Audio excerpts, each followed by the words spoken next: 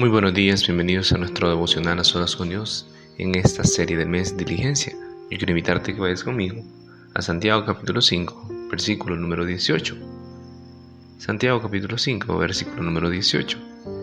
Volvió a orar y el cielo dio su lluvia y la tierra produjo sus frutos.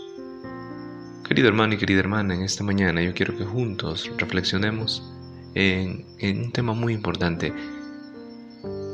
Persiste en la oración. Persiste en la oración. La diligencia nos lleva a nosotros a ser constantes, a ser responsables, a actuar con precisión en diferentes ámbitos de la vida, a ser una persona que actúa y no solamente que se queda en pensar, a ser una persona de acción y no una persona pasiva. Y sin duda, si hay algo que es tan indispensable en la vida del creyente para que su vida espiritual crezca, madure, es el persistir en la oración. Cuando hablamos de persistir, hablamos de hacer algo continuamente. Y nuevamente Elías es un modelo de un hombre de oración. Y tú y yo podemos ser hombres, mujeres, jóvenes, señoritas, personas que seamos perseverantes, constantes en la oración. ¿Cuánto cuesta tener una persistencia en la oración? No porque nuestro Dios esté distante, no porque nuestro Dios no sea bueno, sino simple y sencillamente por nuestra naturaleza, que muchas veces es renuente, muchas veces se resiste a tener una disciplina espiritual en cuanto a la oración. ¿Sabes? El orar, tú y yo no debemos de conformarnos con lo que se nos pide como mínimo, como orar una vez al día, orar cuando asistimos a un templo, orar simple y sencillamente como una tradición, una rutina, sino que el orar debe de convertirse en una pasión nuestra. Muchas veces nosotros pensamos que oraremos solamente cuando nuestra oración es contestada, pero sabes, tú y yo debemos de aprender a orar, aunque nuestra oración todavía no ha sido contestada, porque la oración es esa comunión con Dios, es esa comunicación con Dios. Y cuando tú piensas en alguien que es importante para ti, un familiar, un amigo muy cercano, y si en realidad es importante para ti, pues tú procuras tener una buena comunicación con él o con ella, si es posible todos los días. Y tú disfrutas de esas conversaciones, tú disfrutas de esos momentos, cuando tú piensas en esa verdadera amistad o en esa verdadera relación familiar. Mucho más nuestro Dios se merece que nosotros le dediquemos toda nuestra atención, se merece que nosotros le consultemos a diario, se merece que nosotros nos confesemos delante de Él, le pidamos perdón, se merece nuestro Dios que le demos gracias por su bondad, se merece que le consultemos nuestras decisiones, le consultemos cada uno de los movimientos, cada una de las actividades de nuestra vida, que sea un deleite, que sea una manera de disfrutar ese tiempo. ¿Sabes? Elías, me llama mucho la atención lo que dice el versículo 18.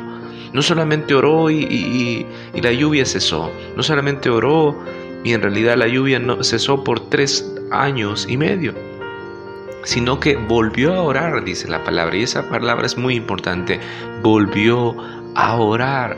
Porque Elías en realidad era un hombre de oración. Y nuevamente Dios hizo una obra muy especial. Y el cielo dio su lluvia y la tierra produjo sus frutos. Porque la oración de Dios, la oración a nuestro Dios es contestada de acuerdo a su voluntad. Su tiempo es perfecto, el tiempo que Dios había destinado para que esos 3 años y medio no lloviese. Fue un tiempo que estaba en el corazón de Dios. Él tenía planes, Él tenía propósitos. Quizás la población, incluso Elías no lo entendía o lo dimensionaba a plenitud, pero sin duda Dios sí lo tenía todo al control. Y cuando Dios dijo que sí y Elías persistió y volvió a orar, Dios tuvo misericordia y volvió a llover y la tierra produjo sus frutos. Qué hermoso es ver cuando nuestra oración es contestada. Qué hermoso es ver cuando Dios nos permite cosechar lo que muchas veces sembramos. Sin duda, Dios anhela que tú y yo tengamos ese tiempo de comunicación, que perseveremos en esa oración. Si tu oración no es contestada hasta este momento, si tú estás viniendo, clamándole al Señor, pues yo quiero decirte en esta mañana, no te canses de orar, no dejes de orar. Y aun cuando no tengas ganas de orar, ora. La oración no se trata de que si tenemos ganas o no tenemos ganas, la oración se trata de que debemos de hacerlo, que debemos de aprovechar ese privilegio y esa oportunidad Y cuando en este mundo y cuando por muchas ocupaciones que tú tengas, aprende a poder apartar ese tiempo para Dios. Aprende a poder detenerte, a poder quitar las distracciones y priorizar tu tiempo de oración. Aprende a poner la oración en primer lugar.